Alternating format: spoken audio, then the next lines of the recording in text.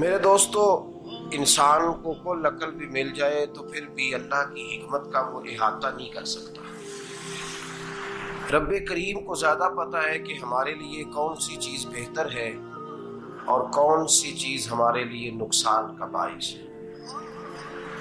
اللہ تبارک و تعالی کی حکمت یہ چاہتی ہے کہ میرے بندے پریشان نہ ہوں۔ رب یہ چاہتا ہے کہ میرے بندے کسی جگہ پہ بھی دقت اور پریشانی کا شکار نہ ہو۔ تو اللہ تبارک و تعالی نے راہ اعتدال اختیار کرنے کا حکم ارشاد فرمایا کہ تم اعتدال کے رستوں پہ چلو، معتدل زندگی گزارو، افراط و تفریط سے بچو۔ آج جس معاشرے میں ہم وقت گزار رہے ہیں، اس معاشرے میں ہم اس بات کو سمجھنے سے قاصر ہیں کہ اصل ہمارا مسئلہ کیا ہے۔ ہمارا اصل جو مسئلہ ہے اس کی شناخت ہمیں کیسے ہوگی اور ہم پھر اس تک رسائی کس انداز میں حاصل کر پائیں۔ ہم ہمیشہ اپنی آمدن بڑھانے کے چکر میں رہتے ہیں، ایک کام اور شروع کر لیں، پارٹ ٹائم جاب شروع کر لیں، کوئی سائیڈ بزنس اس کا آغاز کر لیں۔ ہماری جو دوڑ لگی ہوئی ہے وہ لگی ہے کام بڑھانے میں، آمدن بڑھانے میں۔ حالانکہ اسلام ہمیں یہ کہتا ہے کہ تو آمدن بڑھانے کے چکر میں نہ پڑ، اصل بات یہ ہے کہ تو اپنے خرچے کنٹرول کر۔ تنگ انسان وہ نہیں ہوتا جس کی آمدن تھوڑی ہوتی ہے۔ یہ توجہ کیجیے گا میری بات، یہ قیمتی بات ہے اور گفتگو ساری کا لب لباب ہے۔ تنگ بندہ وہ نہیں ہوتا جس کی آمدن تھوڑی ہوتی ہے، اصل پریشان وہ ہوتا ہے جس کے خرچے زیادہ ہوتے ہیں۔ اور ہمارا جو روزمرہ کا نقصان ہو رہا ہے نا، وہ آمدن کے معاملات میں نہیں ہو رہا۔ بنیادی نقص جو واقعہ ہو رہا ہے وہ یہ ہے کہ ہمارے اخراجات زیادہ ہیں، اور وہ اخراجات کسی اور نے نہیں بڑھائے، وہ خرچے ہم نے خود بڑھا لیے ہیں اور اب ہمیں اس کا نقصان بھگتنا پڑ رہا ہے۔ اور اگر آپ صحیح معنوں میں ٹٹولیں تو جو بہت امیر لوگ ہیں وہ تو ان خرچوں سے بچ گئے۔ میں نے بہت سارے ایسے خدمات میں شرکت کی ہے، میں بہت ساری ایسی جگہوں پہ گیا ہوں کہ جہاں لوگوں نے بڑا مختصر سا ختم دلایا ہے تو ہو گیا ہے ختم۔ ختم کے معاملے میں کب کسی نے پابندی لگائی ہے کہ اس میں 200 آدمی شریک ہوگا تو تب یہ سال ثواب صحیح ہو سکے گا؟ کون کہتا ہے؟ یا شادی کے موقع پر اگر سارے بہن بھائیوں کو نہ بلایا گیا تو میری شادی پایہ تکمیل تک نہیں پہنچے گی، اس میں برکت نہیں ہوگی؟ یہ کس نے فتویٰ دیا ہے؟ معتدل زندگی کا اسلام حکم دیتا ہے۔ میں پڑھ رہا تھا کہ ایک بہت بڑا صدر ہے، غالباً سوڈان کے صدر کی بات ہو رہی تھی، تو اپنے بیٹے کی بارات لے کے گیا تو 4 لوگ گئے ہیں بارات، اور 15 لوگوں کا اس نے اہتمام کیا اپنے گھر میں کھانا کھانے کا۔ تو کیا شادی ہو گئی کہ لوگ گئی؟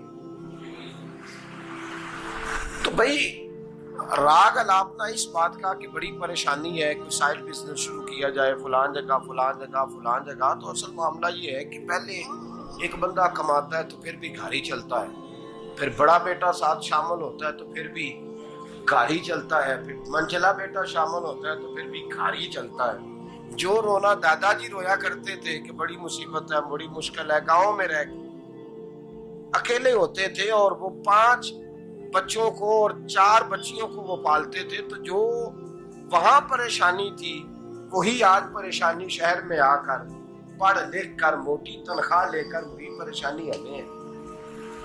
تو میں جس نتیجے پہ پہنچا ہوں اس کو پڑھ کے، قرآن مجید کی چند آیات کو دیکھ کر اور اس مفہوم کی جو حدیثیں کتب احادیث میں پائی جاتی ہیں اور ہمارے بزرگوں نے ہمیں جو مزاج اس حوالے سے دیا ہے، میں اس نتیجے پہ پہنچا ہوں کہ مسئلہ آمدن کا نہیں، مسئلہ خرچے کا ہے۔ ہمارے خرچے بنیادی طور پر زیادہ، اور اگر پھر ہم زیادہ بوجھ خواتین پہ ڈالتے ہیں کہ وہ مطالبے زیادہ کرتی ہیں، اور اگر آپ مجھ سے پوچھیں تو خواتین کی بھی اگر کسی جگہ کوئی عادت خراب ہوتی ہے تو اس میں اصل کردار اس کا ہوتا ہے جو وہ عادت خراب تو کیوں اپنے گلے سے اتار کے آپ کسی کے گلے میں بات ڈالنے کے چکر میں ہیں؟ وہ خواتین کی طبیعت نہیں ایسی ہے. اصل بات یہ ہے کہ ہم نے عادت ڈالی ہے، ہم نے یہ مزاج ان کو دیا ہے تو ان کا بنا ہے، نہ کیسے بن سکتا.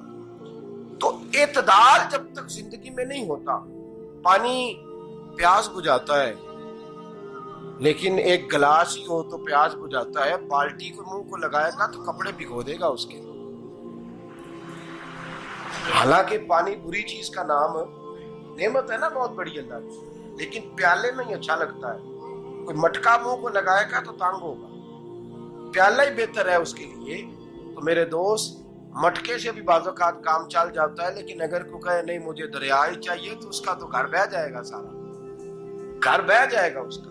ہمیں دریا قابو کرنے کا موڈ بنایا ہوا ہے تو اس سے گھر بہا کرتے ہیں، اس سے گھر بنا نہیں کرتے. گھر پیالے سے پانی پینے سے بنتا ہے. اگر تو دریا پہ قبضہ کرنے کا موڈ بنائے گا تو گھر بنے گا نہیں، گھر بہ جائے گا. آگ نہ ہو تو کھانا پک نہیں سکتا، لیکن ہلکی آنچ سے کھانا پکتا ہے. اور اگر آنچ تیز کر دی جائے تو جی قرینے قیاس بات کر رہا ہوں، میں عقل سے ماورا نہیں کر رہا. قرینے قیاس سمجھانے کے لیے مثالیں دے رہا ہوں.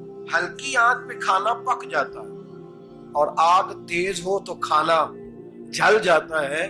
تو کھانا اتنی دیر کھانے کے قابل رہتا ہے جب تک وہ ہلکی آنچ پہ پکتا ہے. تو جتنی مرضی تو کہتا ہے نہیں میرا گزارے نہیں، آگ تیز ہونی چاہیے، تو میاں جل جائے گا، جل جائے گا. ہوا نہ ملے تو سانس نہیں آتی، ٹھیک ہے؟ آکسیجن نہ ہو تو سانس، ہوا نہ چلے تو گزارا نہیں ہوتا. لیکن اگر تیز چلے نا، اگر تیز چلے تو آندھی اور طوفان بن جائے تو چھتیں گرا دیتی ہے، جانیں لے لیتی ہے.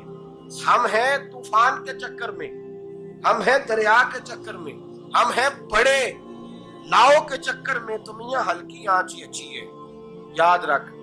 اور ایک گلاس پانی کا اعتدال سے ملتا رہے تو وہی ملتا رہے، ضرورت کے وقت وہی بہتر ہے.